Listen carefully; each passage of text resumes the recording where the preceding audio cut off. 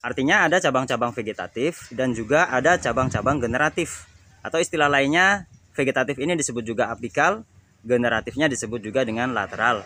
Ada yang menggunakan istilah vegetatif itu adalah primer dan generatif disebut juga sekunder. Namun saya menggunakan istilah yang lebih mudah lagi sobat, yakni cabang yang ke atas dan cabang yang ke samping.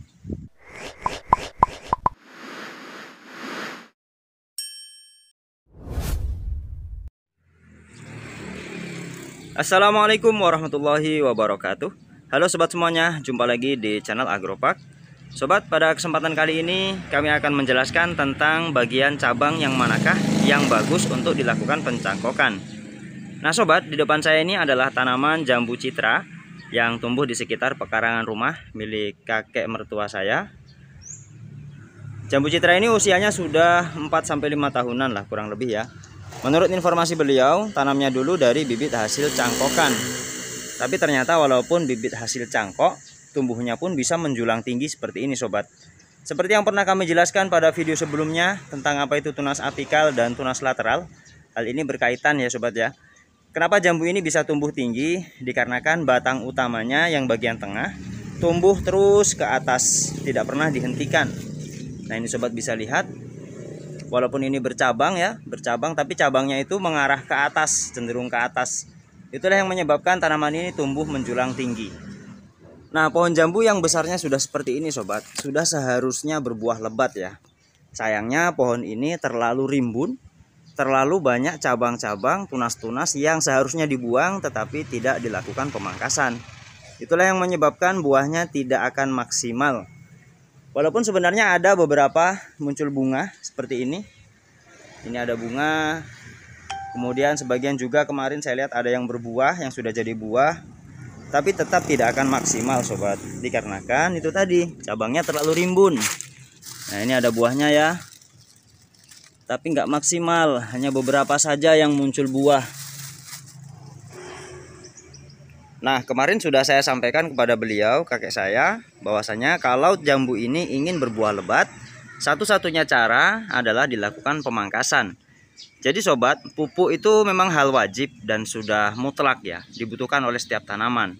Tetapi walaupun kita berikan pupuk sebanyak mungkin, kalau cabangnya terlalu rimbun seperti ini, percabangannya tidak diatur, maka pemupukan juga akan sia-sia. Pupuk yang seharusnya menjadi buah akan dihisap oleh tunas-tunas cabang-cabang yang tidak produktif. Nah, namun sobat, sebelum dilakukan pemangkasan, seperti yang biasa saya lakukan, lebih bagus kita lakukan pencangkokan terlebih dahulu. Nanti setelah dicangkok, cangkokan jadi, barulah kita potong-potong. Pencangkokan itu juga nanti fungsinya sama dengan pemangkasan. Daripada kita pangkas begitu saja, kita buang, kan sayang kan? Padahal pohon sebesar ini kalau kita cangkok, kalau cuma mendapatkan 100 bibit cangkokan itu bukan hal yang sulit. Ini sangat banyak sekali sobat. Namun terkadang sobat masih bingung menentukan cabang yang akan dicangkok. Mana yang bagus untuk dicangkok, itu pertanyaannya ya. Nah menurut saya sobat, kriteria bagus itu ada dua.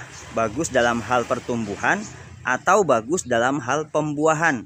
Jadi sobat bisa menentukan terlebih dahulu tujuan dari pembuatan bibit tersebut. Apakah sobat ingin pohonnya cepat besar ataukah sobat ingin pohonnya cepat berbuah? Itu pilihannya ya. Nah sobat, setiap tanaman buah berbatang kayu atau yang berkambium seperti jambu air, mangga, rambutan, kelengkeng, durian dan juga alpukat, itu pada dasarnya bentuk percabangannya itu tidak jauh berbeda sobat. Artinya ada cabang-cabang vegetatif dan juga ada cabang-cabang generatif.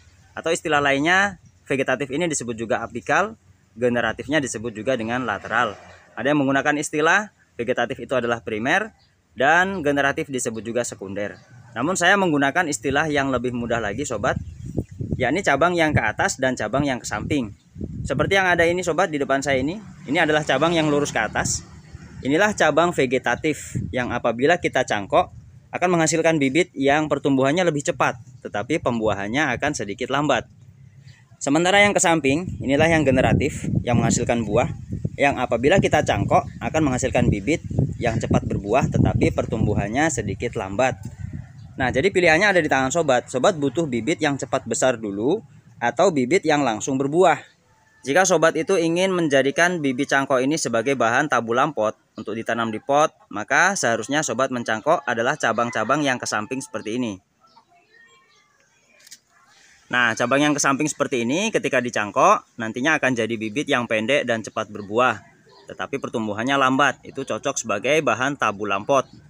Sementara kalau sobat ingin bahan cangkok tadi ditanam di kebun yang targetnya itu untuk pembuahan agar supaya pohonnya besar dulu, maka sebaiknya yang dicangkok itu adalah tunas-tunas yang lurus ke atas seperti ini sobat. Ini nanti akan cepat besar dan ketika besar baru dibuahkan.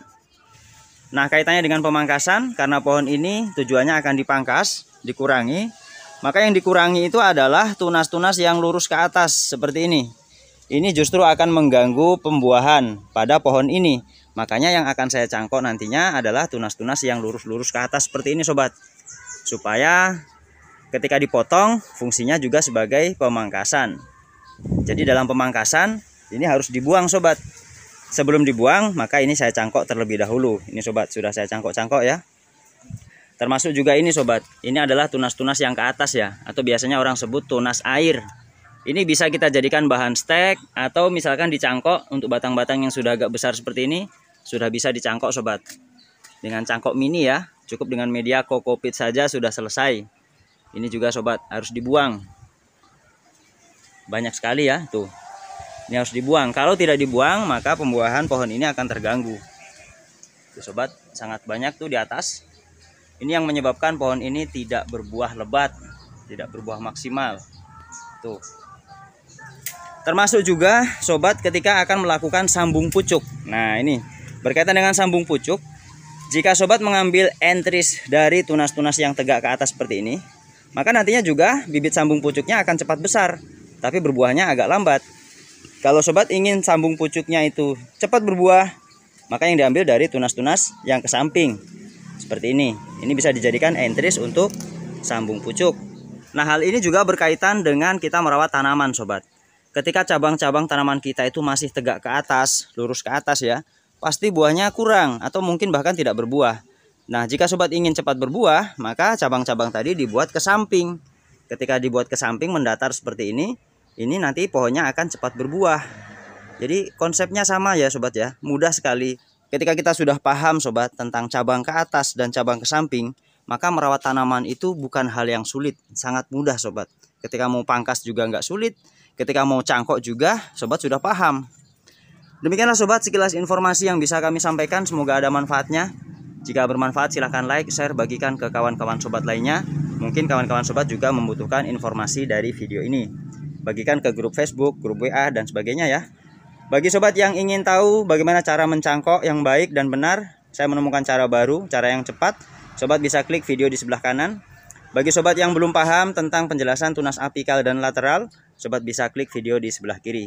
Makasih semua yang sudah nonton. Sampai jumpa. Assalamualaikum warahmatullahi wabarakatuh.